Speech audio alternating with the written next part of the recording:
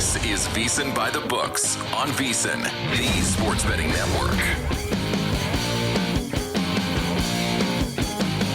We begin the Monday morning edition. It is VSiN By The Books. I'm Dave Ross here in downtown Las Vegas at Circa. He is our closer, Jensen Lewis, back home in Cleveland, Ohio. How was the weekend, my friend? We have so much to get to on a Monday, but we got to look back. Did you get a nice little R&R on the birthday weekend? Yeah, we did. Great to be with you again, buddy. Another outstanding week ahead of us. And as I was telling you and the crew, you know you're old when these things excite you. A new grill, sleeping in, and watching golf all afternoon on a Sunday. So we made it another year. Starts off great. And, boy, another weekend finishes great. Telling you, man, we were talking a little bit about Scotty Scheffler and headed into the weekend. Would he be that guy? Said it at the beginning of the tournament too, Dave. No one really talking about him. It was Rory, and maybe Bryson, finally gets over the hump here. But here we are, one of the greats. And shout out to Nike. What a great commercial or great ad they had. Best golfer in the world, guilty. That was really good. I mean, it is, for those that don't know what the ad's referring to, it was a year ago at the PGA Championship where Scotty was locked up with a bizarre incident before the round and then ended up finishing 8th that week. I was thinking of that too. I'm so glad you began it with Scotty Scheffler winning yesterday the PGA Championship, and now he's got 3 major championships, 2 Masters now, and a Wanamaker Trophy to go with those 2 green jackets, is that his floor is so high, whereas Rory, who did make the cut on the number but was never really a factor all week, his floor for the greats is much lower. The ceilings can be equal, but Scotty's floor is just so high that even when he's playing poorly, you just look back and he's top 5, he's top 8. He's always hanging around that leaderboard, and he punches through in a big way with a 5-shot win yesterday. We'll get to a lot of that too. John Rahm actually had tied Scotty Scheffler for the lead in the back 9, and it looked like for a minute that Scotty could get run down by Rahmer, but he faded away late. But another great major championship in the books, the second of the year. Scotty Scheffler can complete the career Grand Slam this year if he wins the U.S. Open at Oakmont next month, and then the final major of the year at Portrush at the Open Championship. So a lot to get to there. But Cody Decker is going to join us here this hour to catch up on everything that happened in Major League Baseball. In some wild series that we saw over the weekend, too. These rivalry series, a lot of them were whitewashes one way or the other. We're going to break down all of the NFL schedules from every team. We began it last week. We'll continue it this week. The one and only Will Hill will join us to break down the NBA. We're to the Final Four in both the NBA and the NHL, and that's where we're going to talk to Rachel Dory. And I'm sure they're a little bit sad north of the border today with the Toronto Maple Leafs being eliminated last night. We'll get to that as we begin our highlights and headlines. Help your bottom line with today's highlights and headlines. I guess we're not overly surprised that OKC gets out now and gets to the Western Conference Final. A clear domination in their blowout victory over the Denver Nuggets to eliminate them in 7 games. Shai Gilgeous-Alexander was spectacular, 35 points in this easy win the rest of the way. I think we kind of knew in the Aaron Gordon injury, he did play in Game 7, obviously. We heard about that. We thought maybe Denver might be a little bit worn out. Were you surprised, maybe not with the win, but with how they won? I think first and foremost, shout out to Aaron Gordon for even attempting to do what he did, because he did basically put in jeopardy what could have been a career-threatening worsening of that injury. So the bravery to get out there and try and get it done for his teams in a winner-take-all, mile-high salute to him. This is the Oklahoma City Thunder that I think we thought would show up here at this point in the postseason. But now, after winning this series, it's still a 7-game series, and Minnesota now is going to be the beneficiary of a little extra rest. And is that the difference if this upcoming Western Conference Finals has to go deep into a Game 6 or potentially a Game 7 as well? By and large, and shout out to JVT, Will Hill, Zach Cohen, all those guys had given us at one point or another before the playoffs started, Dave, the Timberwolves were that team to watch. Yes. They were way better than what they had showed thus far in the standings.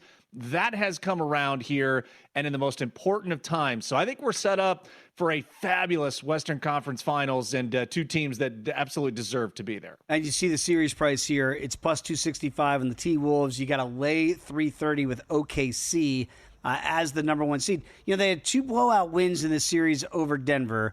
Game 2 after losing Game 1, and of course last night in Game 7. But Denver, you can look back and say, boy, they really had their opportunities in Game 4 or 5. They gave away fourth quarter leads there. So very tight, even though the final score in Game 7 obviously was not an indication of what that rest of that series looked like. And good point, it's almost like body blows in UFC and or boxing, MMA, is that you've taken some body blows now if you're OKC. Does that make you stronger? Or does that weaken the legs a little bit if this series gets to deep, potentially 6 or 7 games type waters? Yeah, I think it helps not only from the Thunder understanding how to be able to counteract it, and they're fortunate to have the home court advantage there too, just from a travel aspect, and be able to sleep in your own bed, can have that home crowd behind you. Really never in doubt. Once they put the screws to the Nuggets there, but I do feel that the Timberwolves uniquely positioned here to potentially throw the Thunder off kilter. And we know the backcourt is going to be fantastic with what Shai Gilgeous-Alexander can put out there. Of course, Anthony Edwards. But I am anxious to see how these front courts match up with, Gobert and with Hartenstein and the defensive prowess for the Thunder. Can they lock down the way they had in a handful of fourth quarters when they needed it against the Nuggets, against a Timberwolves team that has a few other options here? We knew it was Jokic for the Nuggets, but I think the Timberwolves can facilitate a bit more. Anxious to see from a coaching standpoint how these first 2 games play out. Tomorrow night's Game 1, right back at it for OKC. No rest for the weary there. So they're 7.5-point favorites here in that one. 215 is the total that we're seeing here for game number 1 in Oklahoma City. Game 1, by the way, in the East, yes, it's not over, by the way. The Knicks have not won the NBA title by getting to the finals. They actually have to play the Pacers. That series will begin on Wednesday. Knicks 4-point favorites there, total sitting at 223.5. But we alluded to it with Rachel Dory. We're going to get to Rach in hour number 3, but it's going to be tough north of the border today. The Maple Leafs at home, 6-1, a dismantling at the hands of the reigning defendings. Panthers move on. It just feels like all the talk is not about Florida defending their crown. It's about Toronto and losing again in another Game 7. Austin Matthews, Mitch Marner. You can finger point. You can put it at Drake. We'll get to that. I mean, there's so many different areas you can go here. Where do you begin? Should we talk more about the Panthers or talk about yet another playoff failure for the Maple Leafs? Yeah, we'll certainly have Rachel Dory's thoughts on it. The one thing I would throw out there is what we talked about heading into the weekend. Could Austin Matthews finally get off the schneid? Yeah. And our great friend here at the network, Jonathan Davis, how about some of these nuggets? So Austin Matthews now in his career has played 6 Game 7s. He has yet to score after yesterday. Unbelievable. Paul Maurice now, 6 consecutive Game 7 victories. Talked about Pete DeBoer, and his prowess in eliminators in Game 7s and how fantastic he's been. Put some respect on Paul Maurice now for what he's been able to do.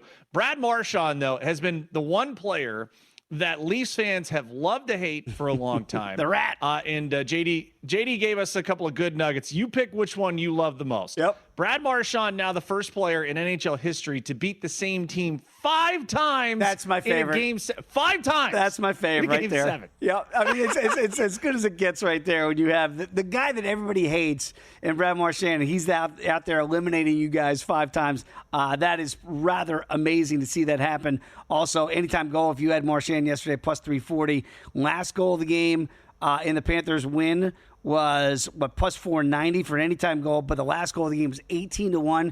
Great nuggets from JD yesterday, but I'm with you, man. To be able to do that, and yet Austin Matthews to play in those Game 7s and have 0 goals in 6 Game 7s in your career. I mean, Jensen, you don't want to put it all on Austin Matthews, but when you're the best player, we're going to look to you. We hold you to a higher standard, right? I think that's fair, isn't it? No doubt. That has to be there. Yes, your supporting cast needs to play well. You got to have great goaltending, but when you are the cat, when you wear the C, or you are the guy that everyone looks to, you have to come up big time. In Brandon Valesky, our esteemed producer, telling us too, the little backstory here of Brad Marchand growing up a Leafs fan, and then being able to turn the screws the way he has throughout his career. Man, oh man, waking up today, feel a little bit better about how things have played out. Drake, I guess he doesn't need the money, but he's going to wake up today a little bit less in his bank account, because we did see from Six Buzz TV, Drake placed a $1 million bet on the Maple Leafs to beat the Panthers before Game 7. And then, this is on the IG, it's kind of making the rounds. Drake then took a screenshot of the game, and behind the bench, who was behind the bench for Toronto? The Biebs. And then he blamed the curse on Biebs, while everybody else is going to blame Drake. What's going on north of the border here? Yeah. Who's to blame? Again, the blame game is what it is. Bieber curse, Drake's curse. I mean, we've seen that throughout multiple sports teams. So you had the double curse. Yeah, we should have known. That should have been auto fade of the Maple Leafs as soon as we saw that. If we knew that Biebs was going to be behind the bench, and we knew that Drake's putting $1 million on Toronto, that was all systems go for Florida. They move on. Excuse me. They're going to take on Carolina here, and no rest for them either. Florida's going to go on the road, on road ice in Game 1 tomorrow night against Carolina. So we'll get to all those numbers as the show goes on today. But again, great lineup. We're going to talk with Cody Decker coming up here a little bit later on this hour, Major League Baseball. Some sweeps across baseball, maybe surprising to some. Our Reds getting off the deck a little bit there as well. But when we come back, let's talk more about Scotty, the man of the hour in the world of golf. That is next here when you come back with us on VSiN, the Sports Betting Network.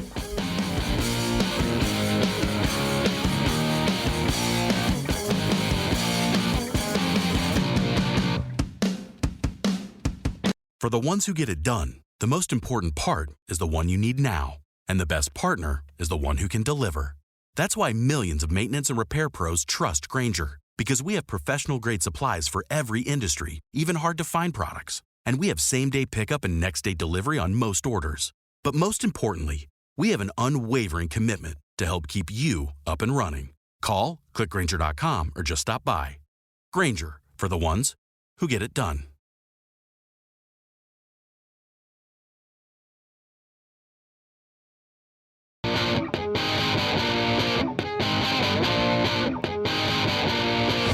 Tuned in to VSiN By The Books, right here on VSiN.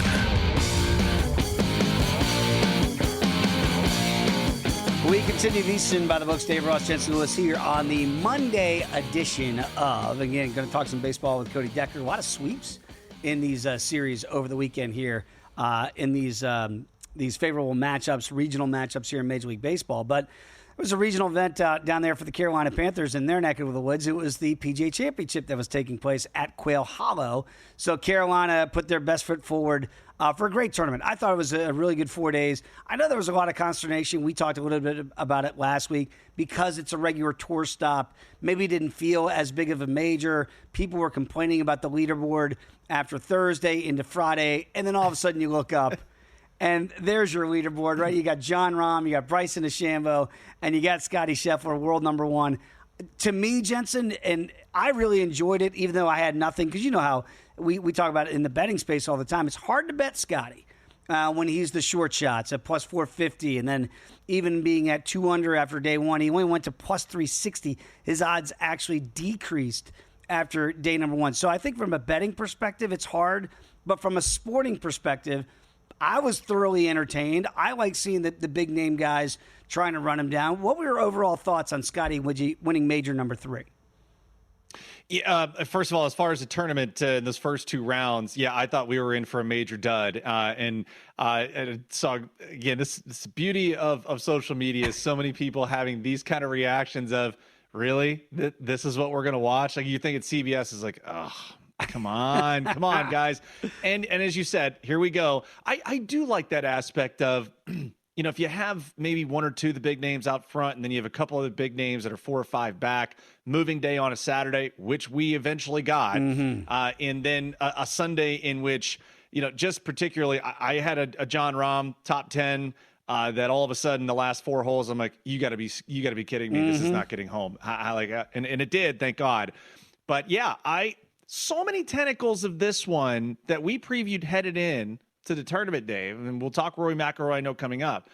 But now I watched Bryson's interview after the round yesterday, after the finish. You could tell he is super motivated. He knows he was close.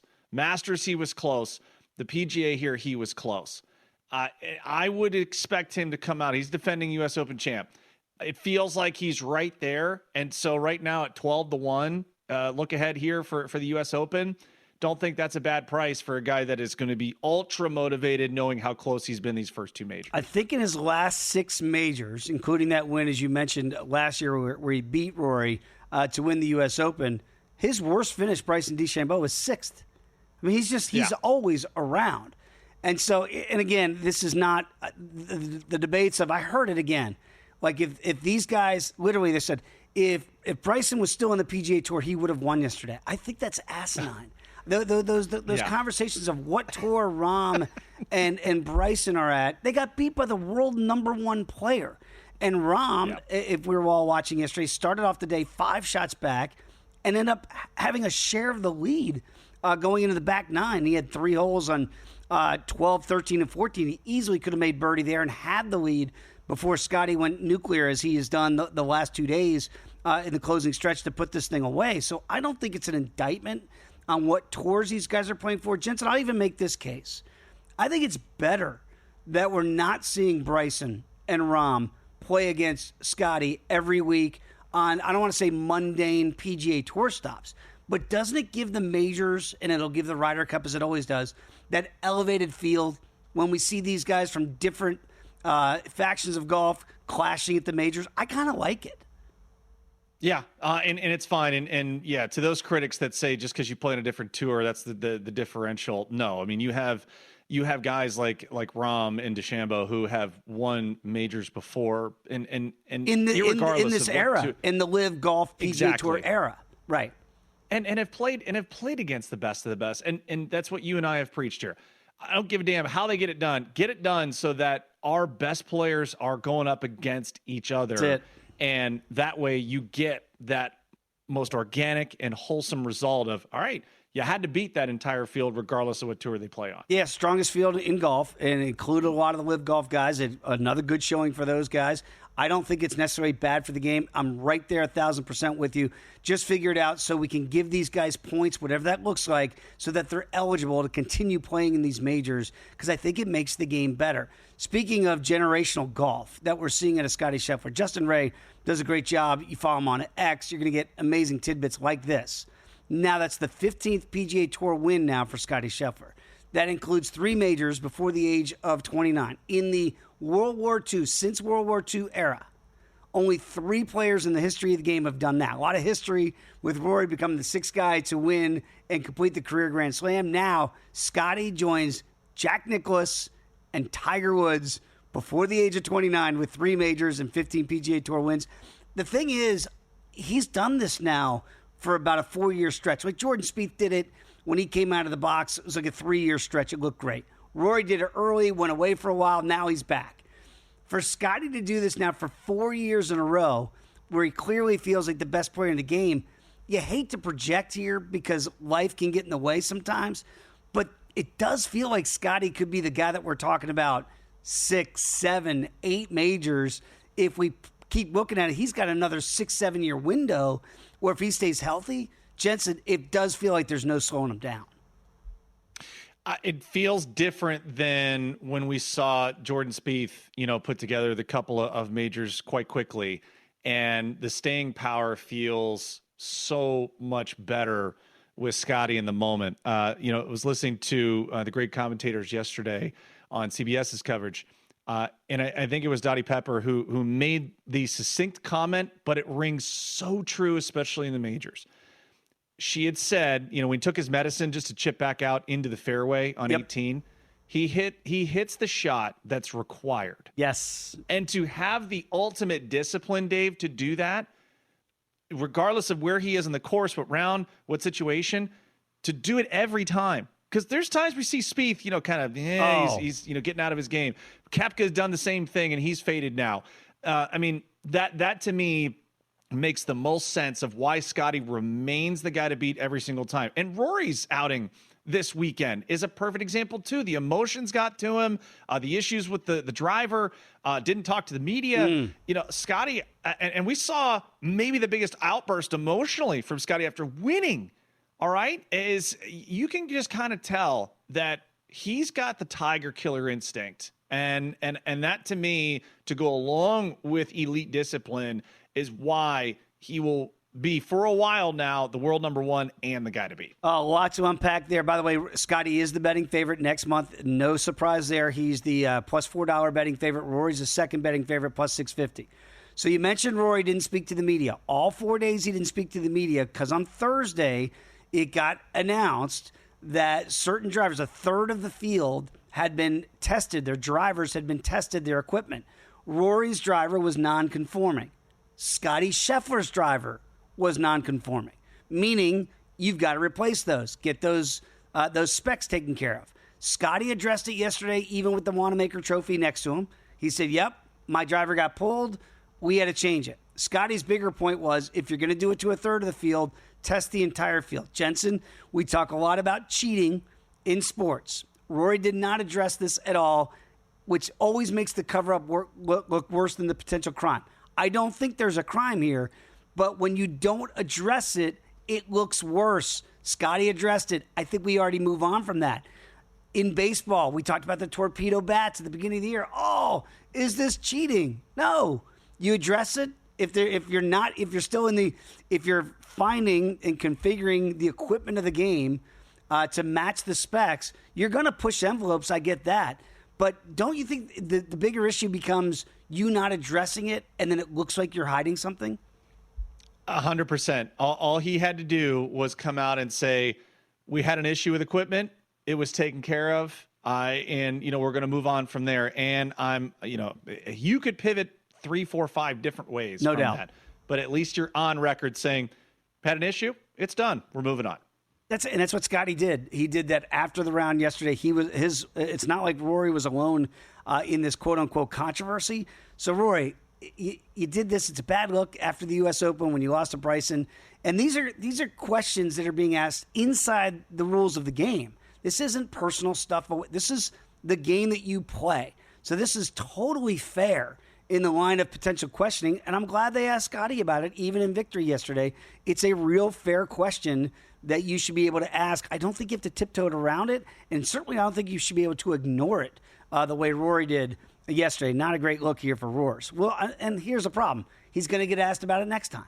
The next time we see Rory, it'll be one of the first questions because he didn't address it here at Quail Hollow. Yep. 14 months. We got a great deal right now when you sign up to become a VSiN Pro subscriber.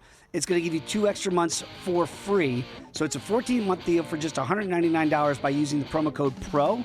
So again, when you become a VSiN Pro subscriber, daily email with all your best bets from the host and the guests, real-time betting splits from DraftKings and Circa, 24/7 video access on the VSiN Watch app, plus full analytics, betting trends, expert breakdowns when you go to VSiN.com. So don't wait. Go to VSIN.com/subscribe.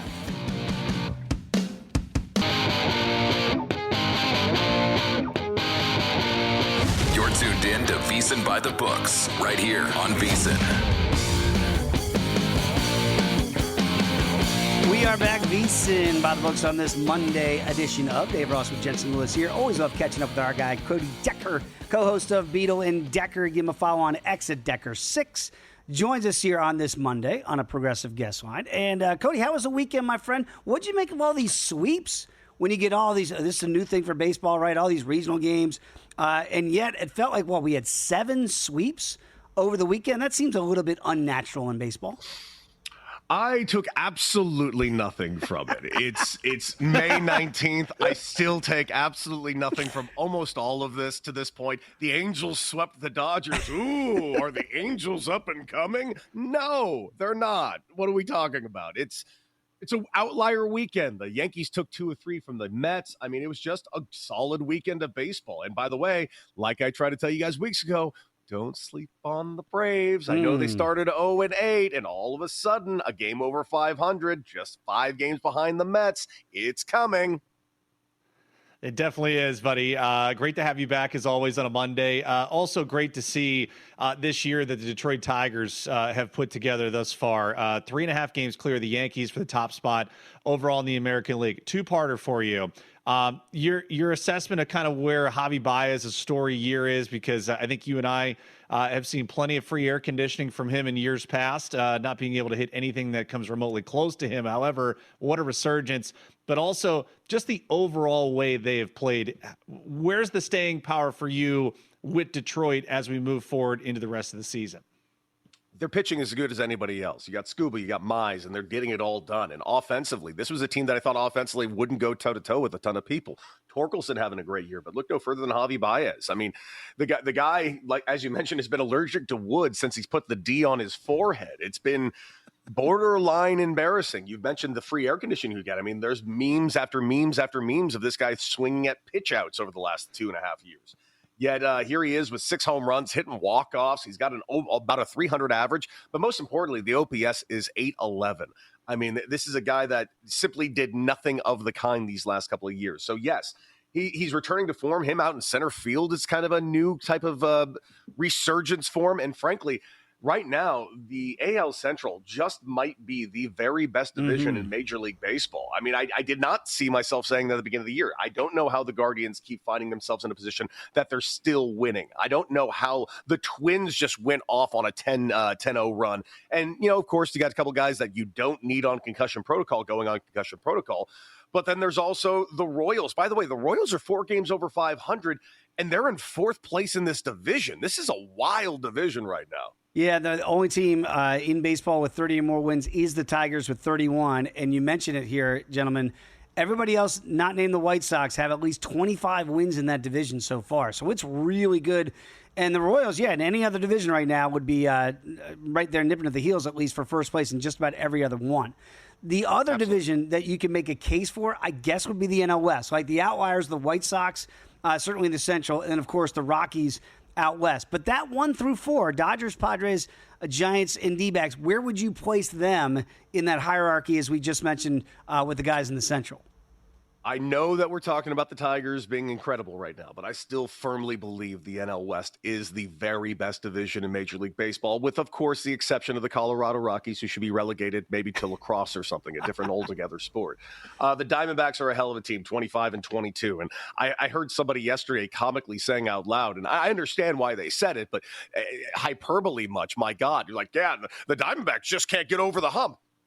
They're 3 games over 500. You put them in any other league, they're in first place. Get over the hump. What are you talking about? Yeah, they're in 4th place right now in the National League West, but they're 4 games behind the Dodgers. They're like just a couple of games behind the Giants. Everybody in that division is just as grouped up as the American League Central.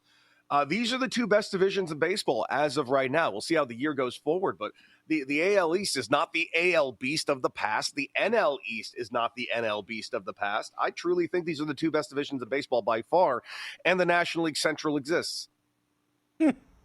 We go back to from not only the best here, Cody, but now we go to a team that I think all of us agreed was probably the biggest disappointment in Major League Baseball, and that's the Baltimore Orioles. Now lost 6 in a row.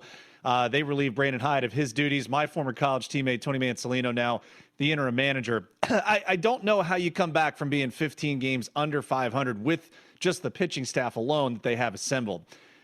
Where do you go now for Baltimore? And from a betting perspective, I know we love to fade Colorado and we'll just do it until the wheels fall off. But do we get maybe a little resurgence here from Baltimore? Or is this still just a really bad baseball team overall? I think it's a really bad baseball team overall. Wow. This is a team that did nothing this offseason. I'm really disappointed because they're not without talent, as we've seen these last couple of years. This is a young core that's supposed to be hovering around the playoffs for years and years to come. But that pitching staff is dreadful, and they've created themselves amazingly. You create this pipeline of prospects of the big leagues that eventually gets kind of corroded because you find yourself in a position where you have too many prospects. It's almost like too many cooks in the kitchen, and it's like they don't want to part with any of these prospects to go get a surefire arm because they don't want to invest in arms because arms break down. Well, you know what also doesn't help? Bad arms. Good arms might break down, but bad arms gets you 15 wins halfway through May. So I don't really blame Brandon Hyde. I mean, how can you? Look at what they've done. This is a team that thought they can improve with subtraction. You don't get better by replacing Corbin Burns with Charlie Morton Jr. I'm sorry, that's not a Brandon Hyde decision. It's not. And then, of course, they don't give you any help in the front office, then they fire you. That is a double whammy if you ever heard one. Speaking of that division, how about the Red Sox quietly being 2 games under 500? Their divisional odds right now at 5-1 are actually longer than they were before the season began, with the Yankees off to this torrid start. It feels like they've got all the pieces. Devers feels like he's starting to hit a little bit. Why is this not yet clicking in Beantown? Something's wrong, isn't it? Yep. Aren't you watching it? And I know the Devers situation is getting louder and louder and louder. And if you start to believe the smoke out there that maybe they're looking for a trade suitor, if that's the case, this could get wild really fast. But frankly, the vibes just aren't right. That's AC over there as your head coach, and all of a sudden you got a superstar that's caused multiple issues this year because he doesn't want to play. He didn't want to DH, and now he doesn't even want to play defense anymore. This is becoming a very weird situation. One that I'm not sure Alex Cora has ever had to deal with, considering the fact this guy's been with the exception of his year suspension, of course, has really dealt with no issues and has had nothing but endless glowing reviews about how he manages a clubhouse. So watching this happen with the Red Sox, especially under his stewardship, is interesting, especially when you have other players in that locker room like a Liam Hendricks, who is a veteran who does not put up with a whole lot of crap. No. A Lucas Giolito, exactly the same type of guy. Something is very off on there. It's like that team currently has a poison pill in that clubhouse, and they need to figure out how to get rid of it. All right, so you and I talk a lot about contenders, pretenders. I'm not even going to bring up Seattle because we already know where we stand on the Mariners. You know I'm right.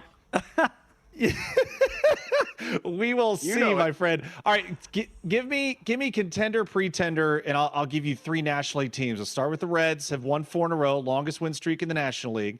The Phillies and then the Cubs, both the winners of 3 in a row. Phillies now 10 games over 500. They will head to Colorado for a series beginning today. So Reds, Phillies, Cubs, contender, pretender for you. Reds are a pretender. I wanted them to be a contender. I think they have the pitching to be a contender, but this team is just so damn inconsistent offensively. You never know what you're going to get out of them. You're going to get 20 runs or you're going to get negative 20 runs with 20 strikeouts. It's the wildest offense I've ever seen. I do think the Phillies are a contender. Absolutely. 28-18, even losing that arm yesterday to 80 games and no playoff appearances. It is what it is. Hopefully they're going to be very, very active during the trade deadline when it comes to an arm. And the last was the Cubs. Listen, I still have them as a contender, but I'm not going to pretend that pitching staff is going to carry them through October. I do not think it will. Offensively, I think they can go as far as anybody else. Tucker is a star.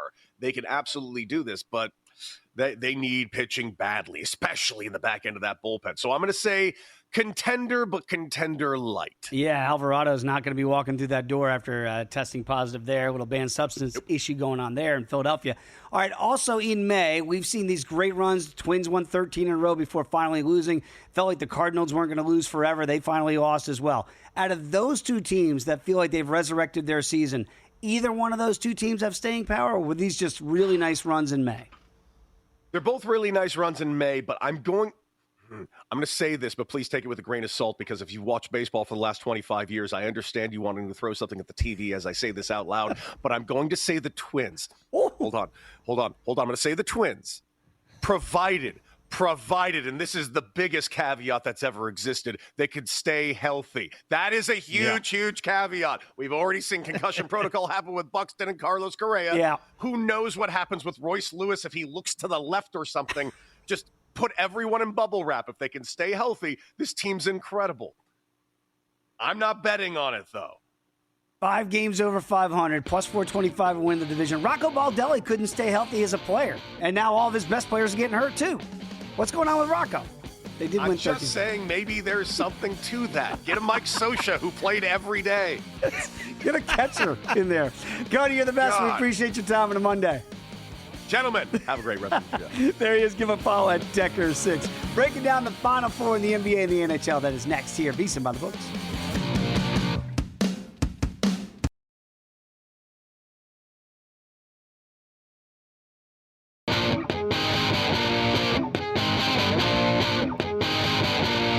You're tuned in to VSiN By The Books right here on VSiN. We are back. VSiN By The Books. Dave Ross, Jensen Lewis. Great conversation with Cody Decker, as we always enjoy on a Monday, breaking down the weekend in Major League Baseball, looking ahead. And Jensen, as you know, when I walk in here to Circa Sports every day, I get pretty excited just looking up at the big boards. Part of my ritual to get ready for the show each and every day, see what the numbers are since we had our sleep, and then wake up and see if anything's changed. But what really struck my eye, if you come down to Circa today and you look at the big board behind me, you know what is now featured up there in that top, kind of that middle column? Pro Football Week number 1. Can you believe it's all Cowboys, Eagles, 7 point. We right now in the middle of May featured. It's going to be the NFL. That'll probably be up there for the next 4 months, Jensen. It does feel like, to a degree, football season's almost here. Yeah. By the way, 52% of the bets, 55% of the handle at DraftKings on your Cowboys +7. Let's go. As we check the betting splits. And no shock to anyone here whatsoever. 82% of the money on the over 46.5. So we are the public betting about where we thought it would be, right? Insane. Already starting here in mid-May. We're going to break down those win totals. But again, it's impossible to ignore when you walk in and look at the big board and you see Dallas, Philadelphia. Again, that's not till September, people. That's how excited this country gets, certainly over its football, and I'm one of those that gets fired up just seeing that each and every day. We are down to the Final Four in the NHL and the NBA. And when you look at the NBA Final Four, this is fascinating, too. How many titles do the Timberwolves have? Zip. How about OKC? None. How about the Indiana Pacers, their storied history? Never. Knicks haven't won it since Willis Reed in 72 and 73 season. I mean, Jensen, this is one of those Chicago Cubs deals. This is one I know Maple Leafs fans are waiting generations for this to happen. We know about ending curses and that sort of thing. We have a really good chance that we get a first-time champion in the NBA, and if not, it's going to be the first time in a long time for New York. So it does feel like we've got some new guard in the Final Four of the NBA. It does. And now just kind of looking ahead here, and also let's give some love again to Zach Cohen. 44-1 was the Eastern Conference future that he gave out on the Pacers. Back if you're a VSiN Pro subscriber, you go to VSiN.com. Early January, I think, is when he had given that one out. So Pacers dispatching it, and technically they could have arguably the toughest road to, not only the NBA Finals, but also through and on to win their first championship. What a time to be alive, Wes Reynolds and company, and looking at what this week entails, not just from the Pacers. You get the Indianapolis 500 coming up in Game 3 at Bankers Life Fieldhouse on Derby Day, Racers and Pacers Day there on Sunday. So a lot of fervor for Indiana basketball already. But, man, the chance to put history on this season, unbelievable run that they've been on. They'll begin the series in the world's most famous arena, Madison Square Garden, on Wednesday. And you see the series price here. Knicks are $1.45 small favorites over the Pacers in the series. Remember, Pacers eliminated the Knicks last year, Game 7, at the Garden to get that done. So when you hear people say, oh, they're going to be intimidated about playing in the Garden, they just did this last year. So I don't think intimidation is going to be a factor there. Plus $1.25 is the comeback on Indiana. You see the total games prices, and this is a different way if you're not sure about who you think is going to win the series. Will it be a sweep? Oof, I don't see that. Plus 425. How about 5 games plus 280, 6 games plus 220? I don't hate that 6 and 7 at plus 220. And again, maybe you're not going to get the best value there, but you would get a little bit off the top if you at least get to 6. If you had to make a wager on how many games you think it goes, where would your money go to? I would say you play both sides on the series 4-2. You would win money either way if it gets to that exacta of that series ending in 6. So 425 plus 425 for the Pacers, 6-1 for the Knicks. I went a bit further and intrigued your thoughts on it. So we mentioned Indiana in the historic run. If you think they get all the way there and you haven't jumped in the futures market yet, do you take Tyrese Halliburton at 10-1 to be the NBA Finals most valuable player? We would assume that he's going to have to be the facilitator. He's going to have to be the scorer.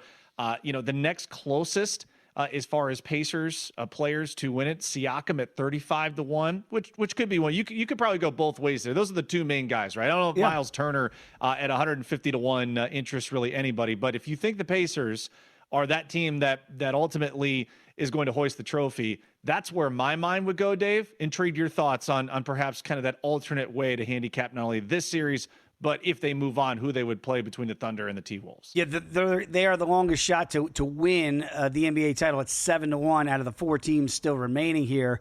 And I love that handicap. That I think is a really smart way to play it, that you could take the double shot if you wanted to at 10-1 and Halliburton, and if you want to go Siakam 35-1, don't hate that at all. They are very well balanced, that's for sure. But I think the $3 at 10-1 versus 7-1 to win the title is a better bet on Halliburton for MVP, because I do think he's the story, right? And writers, it's if his dad can give a vote, you know what his dad's going to do if he's not banned from the arena. But it does feel like it's about Halliburton. That's who we're talking about. He's the catalyst to make this all go. So it makes sense if you like that. How about if you like Brunson and if you like the Knicks, right? Would you? There's nobody else that's going to get that if you're looking at the Knicks side here. By the way, the Knicks right now are the second betting choice at plus 450 to win the title. T-Wolves are plus 550. OKC, you got to lay $1.65 to win the title. What do you make of that, Jensen? That now they've gone from being odds on to win the West, now they're odds on to win the championship. Yeah, you would have to go to Shai Gilgeous-Alexander to win Finals MVP, because that's $1.45. So that at least gives you a bit of a discount from the overall future price. You mentioned Brunson 6-1. Is it crazy? And you're right. It is such a chasm between him and Karl Anthony Towns. 35-1, who is the next betting choice if you're a Knicks MVP backer. Mikal Bridges is 120-1. So yeah, I mean, these are the pivots I think that you have to give. And I would say that right now, and I know pace is going to be a theme that we follow throughout this Eastern Conference Finals. We know the Pacers want to get up and down, want to try and fatigue that other group and trying to keep up with them. I do lean the over 223 in game one, but with the layoff, and it's been a while. I said this to Michelle the other night. I'm like, God, it's a long time. It's a long time. And for a Pacers team that's really, incumbent upon that rhythm and that tempo, anxious to see if a first half spread for the Knicks, just knowing that they've continued to kind of play the way they have and be in rhythm and don't have to travel.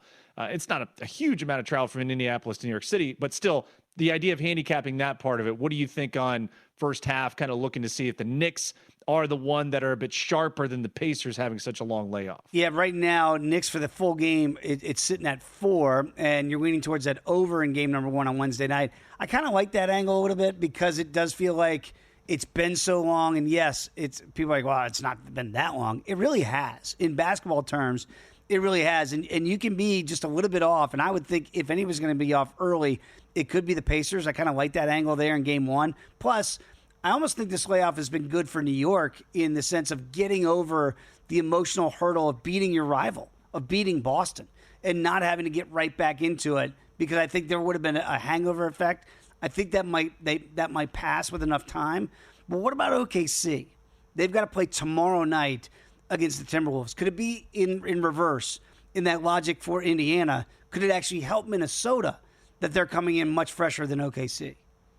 I would 100% agree. And just kind of looking at where the numbers are in and of itself, you look at just the first half, and even maybe the first quarter too. If you want to just kind of ride with where the Timberwolves are and what their mindset and fatigue or lack of fatigue would be. But I think also just overall, maybe an alternate spread here makes some sense. And just seeing that if you think that the Timberwolves not only cover it but win it outright, that might be a way to go. I'll take a little page from our friend Jonathan Davis with the alternate puck lines there. Some I'll play around with here in the break, but yeah, I kind of like where this is at, and just enough rest for the T-Wolves to stay sharp, but could really surprise some people, because I think a lot of people feel the Thunder are kind of that team that should take care of business, but boy, we've seen some times where they have not. I do. I look to the T-Wolves in that kind of inverse from what we think for the Pacers and Knicks.